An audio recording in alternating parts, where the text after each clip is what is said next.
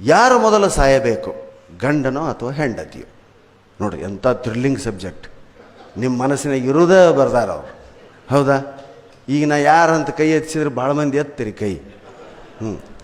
ಗಂಡ ಸಾಯಬೇಕು ಅಥವಾ ಮೊದಲು ಹೆಂಡತಿ ಸಾಯಬೇಕು? ನಾನು ಇಡೀ 2 ಪುಸ್ತಕಗಳಲ್ಲಿ ಮೆಚ್ಚಿರ್ತಕ್ಕಂಥ ಲೇಖನ ಇದು. ಯಾಕೆ ಪುಸ್ತಕ ಕೊಡ್ತೀನಿ ಅಂದ್ರೆ ಇನ್ನೂ 10 ಪಟ್ಟು ಚಲೋ ಬೇರೆ ಅದಾವೆ, ಹೌದಾ? ಏನು ಹೇಳ್ತಾರೆ, ಎದಕ್ಕೆ ಸಾಯ್ಬೇಕು ಅಂತ ವಿಚಾರ ಮಾಡಿದಾಗ ಹೇಳ್ತಾಳೆ, ಗಂಡ ಹೇಳ್ತಾನೆ, ಹುಚ್ಚಿ, ನನ್ನ ಸರದಿ ಬಂದಾಗ ಯಾರು ಮೊದಲು ಹೋಗಬೇಕು ಕೇಳಿದ ಮಹಿಳೆ ಎಂದಿನಂತೆ ತನ್ನ ಬುದ್ಧಿವಂತಿಕೆಯಿಂದ ಆಲೋಚನೆಗಳು ಹೊರಹಾಕಲು ಪತಿಗೆ ಕೇಳುತ್ತಾಳೆ. ಪತಿ ಹೇಳ್ತಾನೆ, ಇದು ನಮ್ಮ ಇಲ್ಲಿರೋರ್ದೆಲ್ಲ ಮಾತಿದು, ಹೃದಯಾಂತರದ ಮಾತು. ನಾವು ಹೇಳೋದ, ನಾವು ಮಾಡೋದು ಹಿಂಗೆ. ಪ್ರಪಂಚದಾಗ ಎಷ್ಟು ಜನ ಗಂಡಸರಿದ್ದಾರೋ ಅವರೆಲ್ಲ ಹೇಳೋದು ಇದೆ, ಅವ ಯೋಗ್ಯಿದ್ದ ಅಂದ್ರೆ. ನಮ್ಮ ಸರದಿ ಮೊದಲು ಬಂದರೆ ಯಾರು ಹೋಗಬೇಕು ಹೇಳು ಎಂದು ಮಹಿಳೆ ಎಂದಿನಂತೆ ತನ್ನ ಬುದ್ಧಿವಂತಿಕೆಯಿಂದ ಗಂಡನಿಗೆ ಆಲೋಚನೆ ಹೊರಹಾಕಲು ಹೇಳಿದಳು. ಅವ ಹೇಳ್ತಾನೆ ರೀ, ಎಷ್ಟು ಪೊಲೈಟ್ ಗಂಡ ನೋಡ್ರಿ, ಇಂಥವ್ರು ಸಿಗೋದಿಲ್ಲ ಈಗ. ಪ್ರಿಯೆ, ನಾನು ಮೊದಲು ಹೋಗಬೇಕೆಂದು ನೀನು ಯೋಚಿಸೋದಿಲ್ಲವೇ? ಅದಕ್ಕಂತಾಳಾಕಿ, ಇಲ್ಲ ನಾ ಅನ್ನೋದಿಲ್ಲ, ನೀವು ಹೇಳ್ರಿ ಯಾರು. ನಾನು ಮೊದಲು ಹೋಗ್ಬೇಕಂತ. ನಾವು ಯಾಕೆ? ನನಗೆ ಅಡಿಗೆ ಬರೋದಿಲ್ಲ, ಒಂದು ಕಪ್ ಕಾಫಿ ಮಾತ್ರ ತಯಾರಿಸಬಲ್ಲೆ. ನನಗೆ ಮನೆಯ ಕೆಲಸಗಾರರು, ಪ್ಲಂಬರ್ಗಳು, ಸ್ವೀಪರು, ಎಲೆಕ್ಟ್ರಿಷಿಯನ್ನು ಇತ್ಯಾದಿ ಫೋನ್ ನಂಬರ್ ನನಗೆ ಗೊತ್ತಿಲ್ಲ. ನೀ ನನಗೆ ಔಷಧ ಕೊಡ್ತಿ, ಯಾವ ಔಷಧ ಗುಳಿಗನೂ ಸಹಿತ ನನಗೆ ಗೊತ್ತಿಲ್ಲ. ಮುಂದೆ ಓಪನ್ ಮಾಡಿ ನೀ ಕೈಯಾಗಿ ಹಿಡಿತಿ, ನಾ ತೊಗೊಂಡು ಬಾಯಿಗೆ ಹಾಕ್ಕೋತೀನಿ, ಆಮೇಲೆ ನೀ ನೀರು ಹಾಕ್ತಿ. ಬೇರೆ ಅರ್ಥದಿಂದಲ್ಲ, ಅವು ಗುಳಿಗೆ ಒಳಗೆ ಹೋಗಲಿ. ಫೋನ್ ಸಂಖ್ಯೆ ತಿಳಿದಿಲ್ಲ, ಯಾವ ಔಷಧಿ ಕೊಡ್ತೀವಿ ಅಂತ ನನಗೆ ಹೆಸರು ಸಹಿತ ಗೊತ್ತಿರೋದಿಲ್ಲ. ಅಂಥ ಔಷಧ ನನಗೆ ಕೊಡ್ತಿದ್ದಿ. ನೀ ಅಡುಗೆ ಮಾಡ್ತಿ, ಮೊಮ್ಮಕ್ಕಳನ್ನ ನೋಡ್ಕೊಳ್ತಿ, ಅವ್ರನ್ನ ಶಾಲೆಗೆ ಕರ್ಕೊಂಡು ಹೋಗ್ತಿ, ನನ್ನ ಚಾಳೀಸ ಸಹಿತ ಹುಡುಕಕ್ಕೆ ಸಹಾಯ ಮಾಡ್ತಿ. ವಿಫಲ ಆದಾಗ ನೀನೇ ಬಂದು ಹುಡುಕಿ ಕೊಡ್ತಿದ್ದಿ. ಎಷ್ಟೋ ಸಲ ಹಣಿ ಮ್ಯಾಗ ಇಟ್ಕೊಂಡು ಹುಡುಕ್ತಿರ್ತೀನಿ ನಾನು. ಅಂಥದ್ದು ಕೆಳಗಿಳಿಸಿ ಇಲ್ಲೇ ಐತೆ ಅಂತ ಹೇಳ್ತಿದ್ದಿ. ನಾನು ನಿನ್ನ ಮೇಲೆ ಸಂಪೂರ್ಣವಾಗಿ ಅವಲಂಬಿತನಾಗಿರುವೆ. ನೀನು ಇಲ್ಲದೆ ನನ್ನ ಜೀವನ ಶೋಚನೀಯವಾಗಿರುತ್ತದೆ. ಅದಕ್ಕೆ ನಾ ಮೊದಲ ಸಾಯಬೇಕು. ಗಂಡಸರು ಚಪ್ಪಾಳೆ ಹೊಡಿಬೇಕು. ಇದಕ್ಕೆ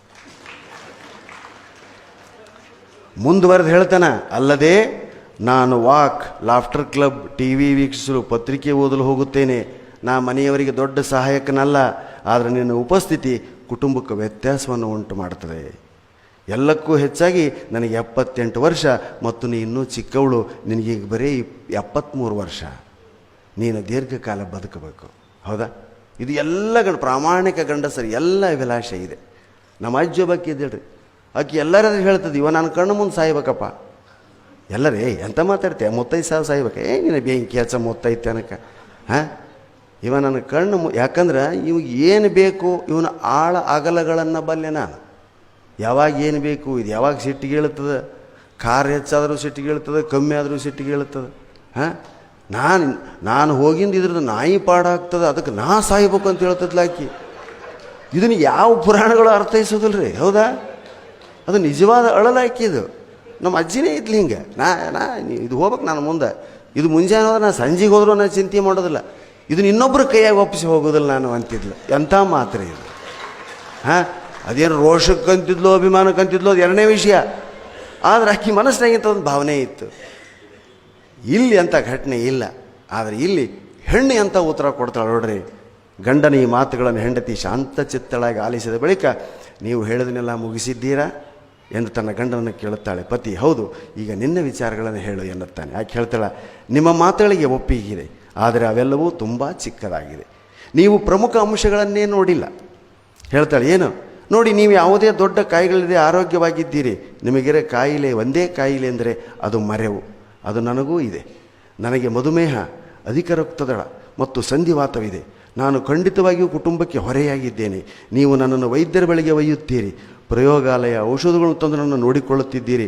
ನನಗೆ ಗೊತ್ತಿಲ್ಲದ ಹಣಕಾಸು, ಬ್ಯಾಂಕಿಂಗ್ ಕೆಲಸ ಇತ್ಯಾದಿಗಳನ್ನು ಸಹ ನೀವೇ ನೋಡಿಕೊಳ್ಳುತ್ತೀರಿ. ನಾನು ಹೋದರೆ ನೀವು ನನ್ನ ಮೇಲೆ ವಹಿಸುತ್ತಿರುವ ಸಮಯದ ಅರ್ಧದಷ್ಟು ಉಳಿತಾಯವಾಗುತ್ತದೆ. ನೀವು ಸಮಾಜದಲ್ಲಿ ಗೌರವಾನ್ವಿತ ವ್ಯಕ್ತಿಯಾಗಿದ್ದೀರಿ ಮತ್ತು ಅನೇಕರು ನಿಮ್ಮ ಸಲಹೆಯನ್ನು ಕೇಳುತ್ತಾರೆ. ನೀವು ಗೌರವಾನ್ವಿತ ವ್ಯಕ್ತಿಯಾಗಿ ಅನೇಕ ಸಂಸ್ಥೆಗಳ ಮಂಡಳಿಯಲ್ಲಿದ್ದೀರಿ. ನೀವು ಪ್ರಮುಖ ವ್ಯಕ್ತಿ. ನೀವು ಉಳಿಯಬೇಕು. ನಾನು ಉಳಿದರೆ ಬರೀ ಅಡಿಗೆ ಮನೆಗೆ ಸೀಮಿತ, ನೀವು ಉಳಿದರೆ ಇಡೀ ಸಮಾಜಕ್ಕೆ ಸೀಮಿತರಾಗ್ತೀರಿ. ಹೌದಾ ಸ್ನೇಹಿತರೆ? ಭಾಳ ಹೊಸ ವಿಚಾರ. ನಾವು ಇಷ್ಟು ಓದಿವಿ.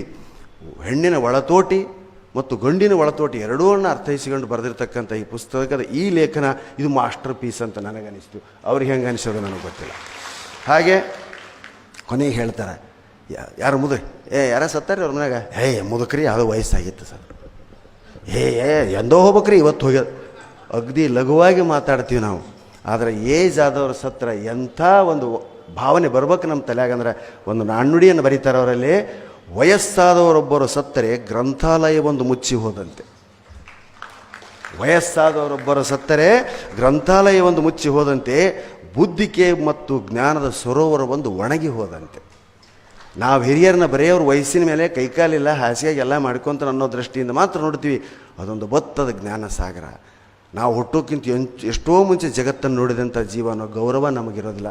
ಇಂಥ ಮಾತುಗಳು ಇದರಲ್ಲಿ ಭಾಳ ಚಂದ ಮಕ್ಕಳ ಮುಂದೆ ಓದಿ ಹೇಳ್ಬೇಕು ನೀವು.